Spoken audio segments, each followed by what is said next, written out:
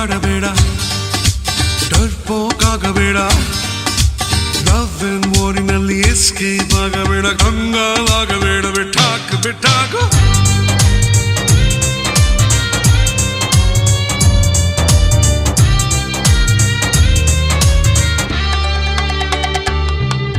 ಬ್ಯಾಡ್ time ಅನ್ನಬೇಡ mood out ಆಗಬೇಡ luck check ಮಾಡಬೇಡ ಲವ್ ಲಾಕ್ ಬಿಚ್ಚಬೇಡ ಬಿಟ್ಟೀಲಿಗೋಯಬೇಡ ಬಿಟ್ಟಾಕ ಬಿಟ್ಟಾಕ